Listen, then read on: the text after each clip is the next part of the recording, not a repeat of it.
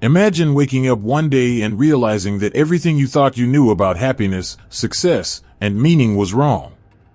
Not in a small, inconvenient way, but in a gut-wrenching, paradigm-shifting manner that rattles the very foundation of your existence.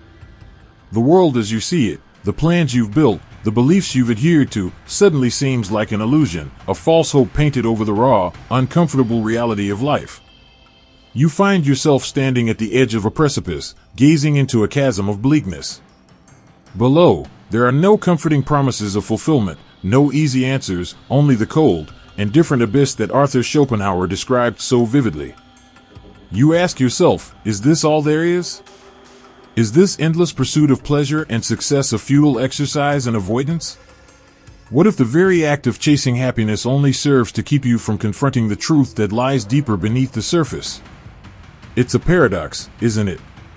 We are told to strive, to find meaning, to build lives full of joy and satisfaction.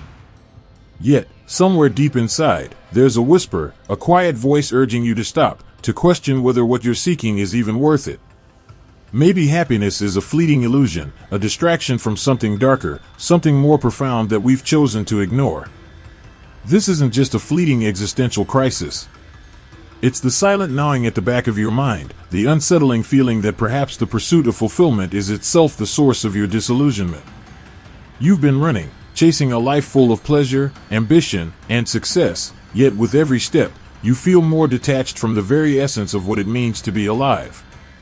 The promises of comfort, wealth, and achievement seem increasingly hollow as you discover that they never quite fill the void. The more you gain, the more you lose yourself in the process. Schopenhauer's pessimism seems to loom over you like a dark cloud, but not in the way that conventional pessimism does. It doesn't just leave you feeling helpless or resigned. Instead, it forces you to look inward, to confront the shadows that hide in the depths of your psyche.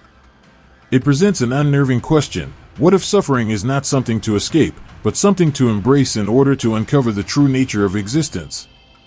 The great question, then, is not how to escape suffering, but how to confront it in a way that leads to true self-discovery. How can we find meaning in the darkest corners of our soul?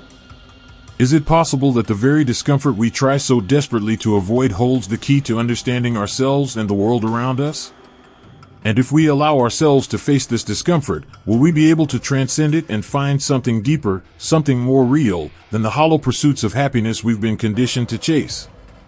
In the light of Schopenhauer's pessimism, we are not simply looking at a world of misery, but at a world full of unseen potential, hidden behind the veil of societal distractions and false ideals. What if, in accepting the inherent suffering of life, we are actually accepting the first step toward true liberation? What if the answer to life's greatest mysteries lies not in the pursuit of pleasure or success, but in the embrace of life's most painful truths? This question, unsettling as it may be, challenges the very core of what we are taught to believe. It beckons us to look beyond the comforting lies we've built our lives upon and to question the very structure of the world we inhabit. What if happiness is not the ultimate goal, but merely a byproduct of something deeper? A side effect of the profound journey that comes from confronting the void? As you stand at the precipice, the world below you seems vast and incomprehensible, but in this disorienting moment, something begins to shift. Perhaps the answer is not as distant as you once thought. Maybe it's already within you, waiting for you to stop running and finally face the truth that has been hiding in plain sight all along. As the unsettling question lingers in the air, what if suffering is not something to escape, but something to embrace? A deeper, almost unconscious resistance starts to surface. It's human nature to shy away from discomfort, to search for safety and familiarity, in the pursuit of pleasure, wealth, and status. But what if this very resistance is the reason why we remain trapped in a cycle of illusion, forever running from the one thing that could truly set us free? The problem we face isn't just external. It's psychological, philosophical, and deeply ingrained in our cultural DNA. In fact, this resistance is not some random accident. It is the product of centuries of societal conditioning, psychological defense mechanisms, and the very structure of our modern consciousness. Schopenhauer's pessimism, as dark as it may seem at first glance, offers a radical critique of the way we live our lives. To understand its roots, we must first confront a basic truth. We are taught, from an early age, to avoid suffering at all costs. The pursuit of happiness is the overarching goal, and in doing so, we shape our lives around comfort, pleasure, and success. These ideals, often inherited from our culture and society, form the bedrock of our identities. But, as Schopenhauer argued, in our relentless chase for fulfillment, we are neglecting the very source of our existence, our own inner turmoil. According to Schopenhauer, life itself is rooted in suffering. This isn't some fatalistic view, but rather an insight into the essential nature of human existence. In his work, The World as Will and Representation, he describes the will, the force that drives all living beings, as an insatiable, eternal force. It constantly pushes us to strive, to attain, to achieve, but it never truly satisfies. Once we achieve one goal, another arises, and we find ourselves back at the beginning, perpetually striving, perpetually suffering. Schopenhauer's view is deeply tied to his understanding of human psychology. Our desires, he suggests, are never-ending and self-perpetuating. We constantly seek satisfaction, but we never find it in full. It is a cruel irony. The more we chase after external validation, whether through wealth, status, or even love, the less we feel fulfilled. This cycle of desire leads to dissatisfaction, which in turn breeds suffering. Schopenhauer recognized that the only way to escape this cycle was to stop feeding the will, to stop chasing after false illusions of happiness and face the truth about human existence. But how do we confront this truth? It's here that the insights of other thinkers, such as Carl Jung and Friedrich Nietzsche, come into play. Jung, for example, believed that the path to self-discovery involves integrating the unconscious parts of our psyche, the shadow, those parts of ourselves we tend to repress because they are uncomfortable or unpleasant. The shadow includes our fears, desires, and the aspects of our personality that we deem undesirable. However, Jung emphasized that by embracing our shadow, by accepting our darker sides, we can achieve psychological wholeness. Similarly, Nietzsche's concept of the Übermensch, the overman, emphasizes the necessity of overcoming suffering and nihilism through a process of self-overcoming. Nietzsche understood suffering as an intrinsic part of the human condition, but he also saw it as a force that could be transformed into a creative, empowering force. The key to transcending suffering, Nietzsche believed, was to affirm life in its entirety, including its hardships. Amor fati, the love of fate, was his solution to the nihilism brought about by life's inherent suffering. By accepting life's challenges, rather than rejecting them, we create meaning and growth. In a way, both Jung and Nietzsche align with Schopenhauer's pessimism, yet they offer pathways to transcendence through self-awareness and acceptance of the truth of human existence. But here's the catch: even in their insights, there lies an uncomfortable paradox. The deeper we look into our psyche, the more we confront the darkness, the more unsettling it becomes. To truly embrace suffering, as Schopenhauer suggests, requires us to let go of the illusion that happiness is our birthright. It forces us to consider that fulfillment might not lie in a life of pleasure and ease, but in a life where we embrace hardship, pain, and struggle as necessary components of the human experience. On a societal level, this psychological resistance to suffering is deeply ingrained in the fabric of modern culture. From an early age, we are conditioned to view success as the ultimate goal. We are taught to avoid failure, to think positive, and to always be optimistic. This cultural emphasis on happiness and comfort, as Aldous Huxley noted in his dystopian novel Brave New World, often leads us to suppress any discomfort, whether emotional or physical. We are encouraged to numb ourselves to pain, whether through substances, entertainment, or work, so that we never truly confront the deeper, existential questions that gnaw at us. Jean-Paul Sartre's Existentialism offers another lens through which to examine this issue. He argued that our human condition is one of radical freedom, freedom to create meaning in an otherwise meaningless world.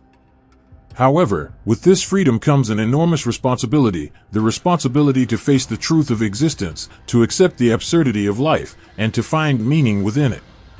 Sartre's existentialism presents a challenge to our cultural ideals of success and happiness.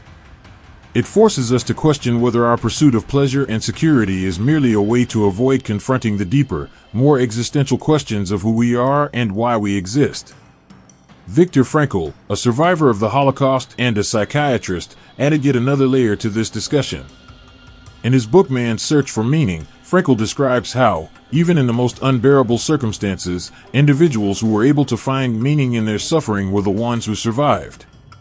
Frankl's logotherapy centers on the idea that suffering is an inevitable part of life, but it can be transformed into a source of meaning and strength if we can find purpose in it.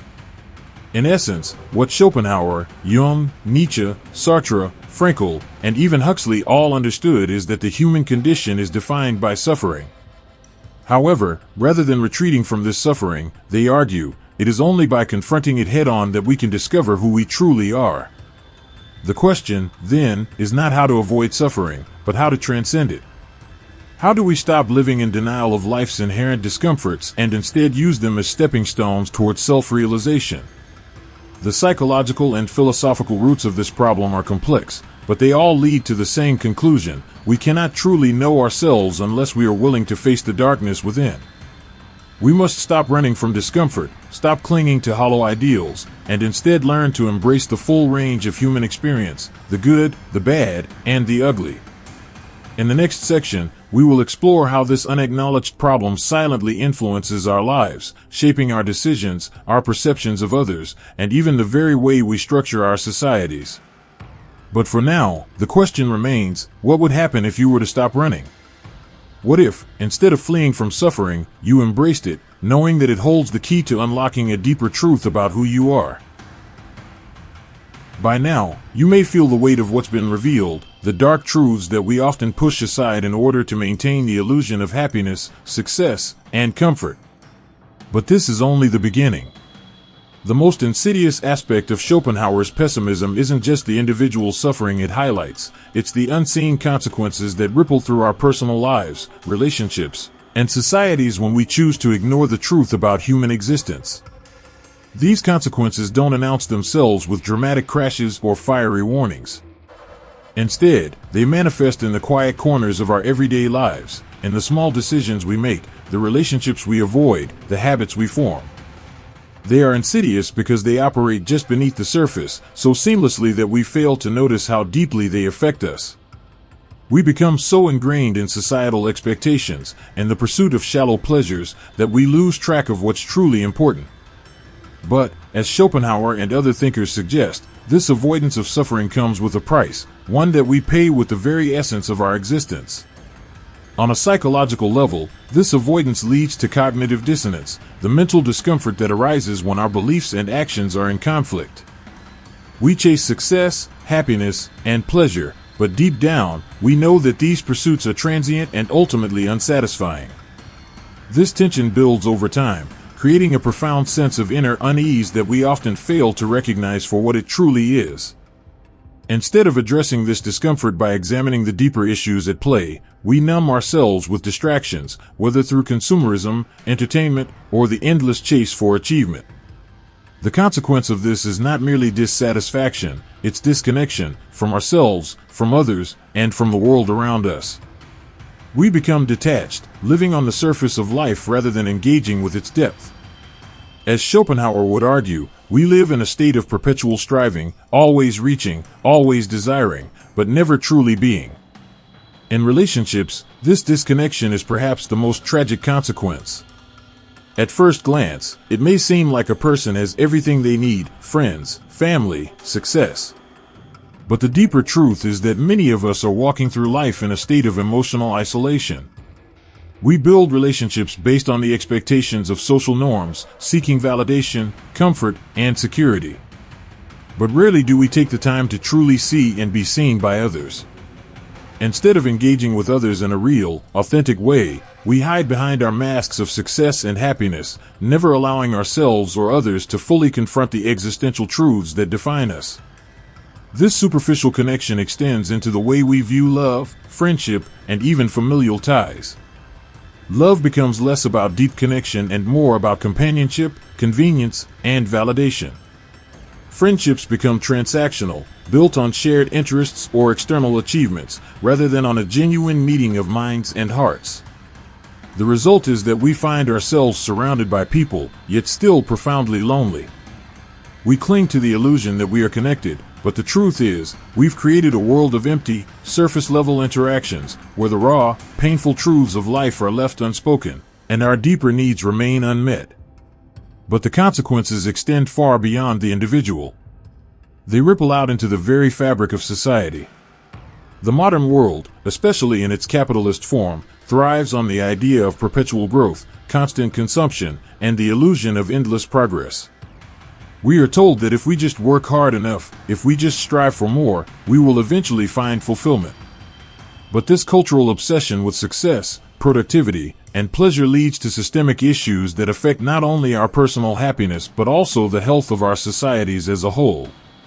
In his work, Schopenhauer emphasized the inherent suffering that underpins existence.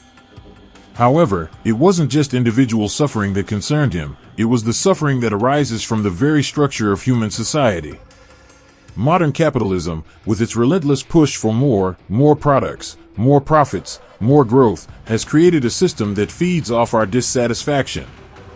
The more we desire, the more we consume, and the more we consume, the more empty we feel.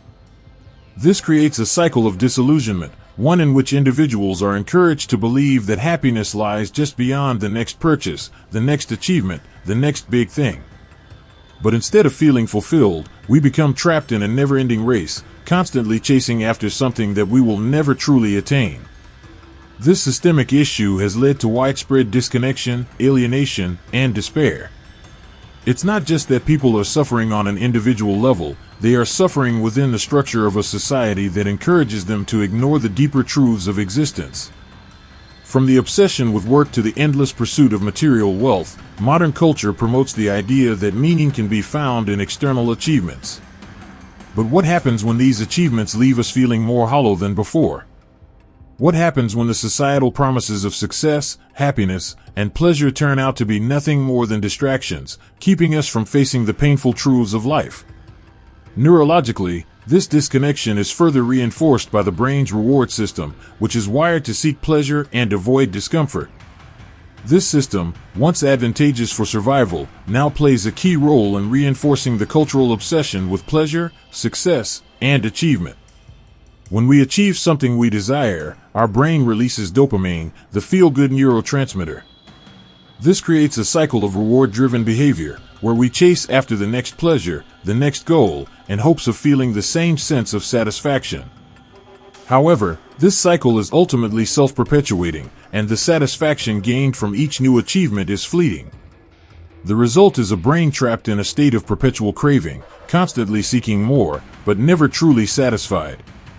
In a way, we are living in a dopamine-driven world, where the constant pursuit of gratification becomes a form of psychological addiction.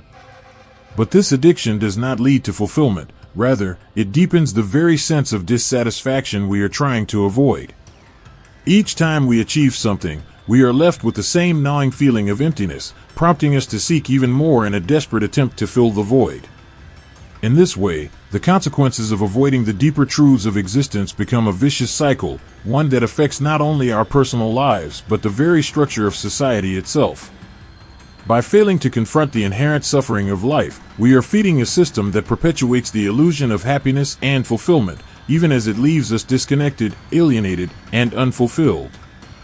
The next question, then, becomes not just how to confront this issue, but how to break free from it. How do we stop feeding into a system that keeps us trapped in the cycle of desire and dissatisfaction? How can we reframe our understanding of suffering, and in doing so, unlock a path toward true self-discovery and fulfillment? In the next section, we will explore the rebellion, the radical shift in perspective that allows us to transcend this cycle and break free from the chains of societal conditioning and psychological resistance. It is in this rebellion that we find the true power to transform our lives, to reclaim meaning, and to embrace the fullness of the human experience. Now that we've explored the deeply entrenched psychological and societal forces that keep us locked in the cycle of avoidance, disillusionment, and perpetual striving, the question arises, how do we break free? How do we overcome the subtle, yet powerful, forces that make us run from the very discomfort we must face in order to grow? The answer, as paradoxical as it may sound, lies not in escaping suffering, but in embracing it. To break free, we must rebel, not against the world itself, but against the deep-seated beliefs and fears that control our perception of reality. This rebellion is not a violent overthrow of our circumstances or the people around us. It is an internal revolution, one that requires us to fundamentally shift our relationship with discomfort, suffering, and existential truth. Schopenhauer's Pessimism offers us the key. Suffering is not something to be avoided, but something to be confronted head-on. The very discomfort we fear, the very pain we try to numb or ignore, is the crucible in which self-discovery is forged. To rebel, we must first accept the uncomfortable truth. The life we've been conditioned to desire, one of constant pleasure, comfort, and success, holds no true power over us unless we allow it to. This rebellion begins with a shift in perspective. Instead of seeing suffering as a curse, we must begin to see it as a tool for growth. It is through suffering that we are awakened to the true nature of existence, and through facing it, we find the capacity to transcend it. As Nietzsche famously said, "He who has a why to live can bear almost any how." This is the essence of the rebellion. By discovering a deeper why, a greater sense of meaning that transcends the shallow pursuits of pleasure and success, we can bear the inevitable hows of life, no matter how painful they may be. To rebel is to stop avoiding the discomfort of introspection. It is to face the hard questions about ourselves, our values, and our purpose in life, even if those questions lead us into dark and uncomfortable places. Carl Jung, in his exploration of the human psyche, emphasized the necessity of confronting the shadow, the parts of ourselves that we tend to repress or deny. Only by embracing these shadow aspects can we achieve a sense of wholeness. This process, however, is not easy. It requires us to confront the fears, desires, and weaknesses that we've spent our lives avoiding. Yet it is through this process that we gain true self-knowledge and wisdom. But how do we actually engage in this rebellion? It begins with a radical shift in how we live our daily lives. Instead of constantly seeking external validation or the next fix of pleasure, we must start turning inward, cultivating a deep sense of introspection and mindfulness. The modern world constantly bombards us with distractions, from social media to consumerism to endless work demands. These distractions keep us from facing the uncomfortable truths about ourselves. To rebel is to step back from this whirlwind of external noise and create space for self-reflection. A key part of this rebellion is to reframe our understanding of pain and discomfort. We have been conditioned to view pain as something to avoid at all costs, but in reality, it is an essential part of the human experience. Every meaningful accomplishment, every moment of growth, comes with some level of discomfort. Whether it's the physical pain of exercise, the emotional pain of heartbreak, or the existential pain of facing our own mortality, pain is what drives us to evolve, to improve, to transcend our current limitations. In this sense, the rebellion isn't about rejecting pain, it's about accepting it as a natural part of the journey.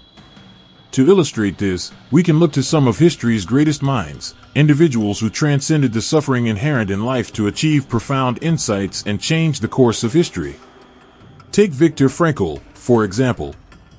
A psychiatrist and Holocaust survivor, Frankl faced the unimaginable suffering of a concentration camp. Yet, in the midst of this darkness, he discovered the key to survival: meaning. He found that those who could find meaning in their suffering, who could transform their pain into a source of purpose, were the ones who survived. Frankl's rebellion was against the dehumanizing forces of despair and hopelessness that sought to strip him of his humanity.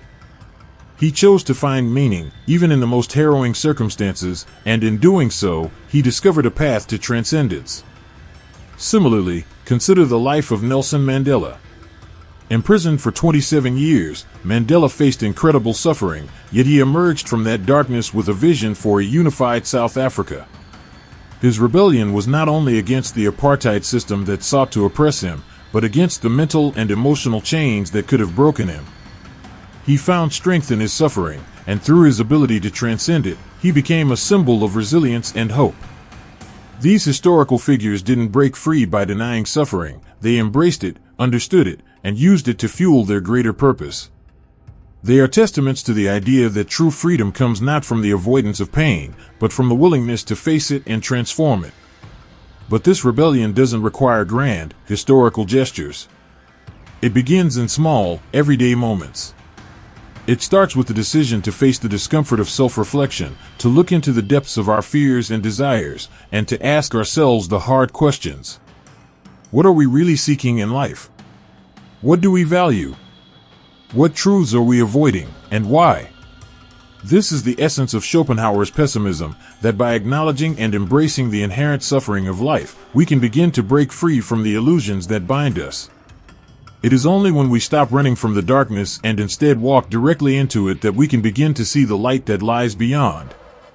The rebellion is not about rejecting the world or abandoning the pursuit of goals. It's about embracing a deeper understanding of life, one that recognizes the inevitability of suffering and chooses to confront it with courage and clarity. It is through this confrontation that we uncover our true purpose and unlock the power to live a life that is not dictated by external forces, but by the authenticity of our own being. In the final section, we will delve into the ultimate truth that emerges from this rebellion, the realization that not only transcends suffering but redefines it. It is in this truth that we find the path to true freedom, self-realization, and lasting fulfillment. The question remains, are you ready to rebel? Now that we've explored the psychological, philosophical, and societal forces that trap us in a cycle of avoidance and superficiality, it's time to confront the ultimate truth that lies beyond it all. The profound realization that not only shifts the way we see suffering, but redefines the very fabric of our existence. It is a truth that transcends everything we've been taught, a truth that, once grasped, has the power to utterly transform our perception of reality. Imagine standing on the precipice, looking out at the vast horizon of your life. Every moment up until now has been filled with striving, desiring, and seeking something elusive, a sense of completion, a fleeting moment of happiness, or the belief that one day, you will arrive. But now, as the fog lifts, you see clearly that all of these pursuits were distractions, veils that kept you from the one truth that has always been there, waiting patiently beneath the surface. The ultimate truth is this: life is not about the pursuit of happiness or the avoidance of suffering. It is about embracing both with full awareness and using them as the very tools for self-realization and growth. This realization is not just a mental concept, it is a deep, existential shift that transforms the way we engage with every aspect of our lives. It is the key that unlocks a door to a reality that few are willing to enter, but which offers unparalleled freedom once we do. At its core, this truth is rooted in the paradoxical nature of existence. Happiness and suffering are not opposing forces, they are intimately connected, two sides of the same coin. To reject one is to reject the other. We cannot experience true fulfillment without first confronting the depths of pain and discomfort that lie within us. In fact, it is through our suffering that we come to understand what truly matters. It is through our darkest moments that we discover our deepest truths. Schopenhauer, despite his grim outlook on life, understood this profound relationship between suffering and self-realization. He recognized that while life may be inherently full of pain, it is also through this pain that we learn, grow, and transcend the limitations of our ego. It is through suffering that we are forced to let go of the illusions we cling to, the false beliefs about who we are, what we want, and how the world should be. As we strip away these illusions, we reveal a deeper, truer self, one that is not bound by societal expectations or external validation. This understanding is echoed by Nietzsche, who proclaimed that it is only through the acceptance of suffering that we can rise above it and become who we are meant to be. His concept of the Übermensch, the Overman, is someone who has transcended the limitations of conventional morality and social expectations. The Übermensch does not run from suffering but embraces it as a means of self-overcoming. In this, Nietzsche offers us a radical way of looking at life, not as something to be endured or escaped, but as a process of constant becoming, a journey of continuous transformation. In a similar vein, Viktor Frankl's experience in the Holocaust taught him that the ultimate source of meaning in life comes from the way we respond to suffering. His concept of logotherapy revolves around the idea that even in the most horrendous circumstances, we can find meaning by choosing our response to suffering. Frankl's insight is a powerful one, that suffering, in itself, is not meaningless. What gives it meaning is the way we face it, the way we choose to transcend it and find purpose in the midst of it. But this understanding doesn't just apply to extreme cases of hardship, it extends to the very fabric of everyday life. The key to the ultimate truth is that suffering is an inevitable part of the human condition, but it is also an essential catalyst for growth. We cannot run from it, numb it, or escape it forever. It is only by fully acknowledging it, by embracing it with courage and clarity, that we can transform our lives. This radical shift in perspective offers us an opportunity to reclaim our agency. Once we understand that suffering is not an enemy to be defeated, but a force to be harnessed, we realize that we are no longer at the mercy of external circumstances. We become the architects of our own lives, able to shape our experience through the way we respond to life's inherent challenges. We stop being passive recipients of the world's pains and instead become active participants in our own transformation. This process of self-realization is not an easy one. It requires us to look deeply into ourselves and confront the parts of our psyche we'd rather ignore. It requires us to face the uncomfortable truths about who we are, what we desire, and what we fear. But in doing so, we come to realize that these truths are not weaknesses or flaws, they are the very keys to our strength, to our growth, to our liberation. The ultimate truth, then, is this: life is not about escaping suffering or seeking happiness as an end goal. It is about embracing the full spectrum of the human experience, pain, joy, success, failure, and using it as the raw material for self-transformation. By accepting both suffering and happiness as part of the same existential dance, we unlock the power to live authentically, to live fully, and to live meaningfully. As we conclude this journey of exploration, we are left with one final question to ponder: what would it mean to truly embrace this truth in our lives? What would it look like to stop running from suffering, to stop seeking fleeting pleasures, and instead, to live in full alignment with the realities of existence? It is only by answering this question for ourselves that we can begin to walk the path of self-discovery, transformation, and ultimate freedom. In the end, the ultimate truth is not something to be understood intellectually, it is something to be experienced. It is the moment when we stop trying to control life and instead learn to dance with it, and all its painful, beautiful complexity. And in that dance, we find the true meaning of life, not in the avoidance of suffering, but in the courageous acceptance of it, and the wisdom that emerges when we do. As the fog lifts and we face the full spectrum of existence, we find ourselves standing on the edge, not in despair, but in awe. The journey ahead is not one of avoiding pain, but of embracing it, and through that embrace, we discover the profound, transformative power of life itself.